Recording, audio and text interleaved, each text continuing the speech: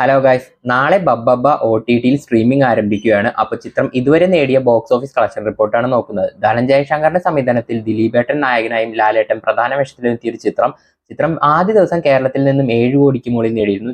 കേരളത്തിൽ നിന്നും ഏറ്റവും കൂടുതൽ കളക്ഷൻ നേടുന്ന ആദ്യ ദിവസം ഏറ്റവും കൂടുതൽ കളക്ഷൻ നേടുന്ന 5ാമത്തെ ചിത്രമായിരുന്നു ബബ്ബബ്ബ. വേൾഡ് വൈഡ് ബോക്സ് ഓഫീസിൽ നിന്നും 14 കോടിക്കും ആദ്യ ദിവസം നേടിയിരുന്നു. ആദ്യ ദിവസത്തെ മൊമെന്റം ചിത്രത്തിന് കിട്ടിയ നെഗറ്റീവ് റിവ്യൂ ആദ്യ ദിവസം തന്നെ തകരുകയായിരുന്നു. പിന്നീട് ചിത്രം കാര്യമായ അങ്ങനെ കളക്ഷൻ ഒന്നും നേടിയില്ലായിരുന്നു. കേരളത്തിൽ നിന്നും ഏകദേശം 27 കോടിക്കടുത്തും ഇന്ത്യയിലെ മറ്റ് സംസ്ഥാനങ്ങളിൽ നിന്നും 2.5 കോടിക്കടുത്തും ഓവർസീസിൽ നിന്നും 17 കോടിയുമാണ് നേടിയത്. ചിത്രം ഫൈനൽ കളക്ഷൻ ഏകദേശം 47 കോടി രൂപയാണ് വേൾഡ് വൈഡ് ബോക്സ് ഓഫീസിൽ നിന്ന് നേടിയത്. ചിത്രം ബോക്സ് ഓഫീസിൽ പരാജയമായിരുന്നു.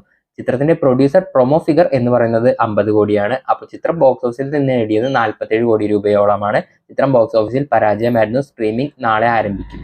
അപ്പോൾ ദിവസവും നമ്മുടെ ചാനൽ ഇതുപോലെ സിനിമ അപ്ഡേറ്റുകളും ബോക്സ് ഓഫീസ് കളക്ഷൻ റിപ്പോർട്ടൊക്കെ പറയുന്നതായിരിക്കും. ഇതൊക്കെ കാണാൻ വേണ്ടി അപ്പോൾ ചാനൽ സബ്സ്ക്രൈബ് ചെയ്ത് അടുത്തുള്ള ബെല്ലൈക്കൺ ക്ലിക്ക് ചെയ്ത് വെച്ചോ. അടുത്ത വീഡിയോയിൽ ഉടനെ കാണാം.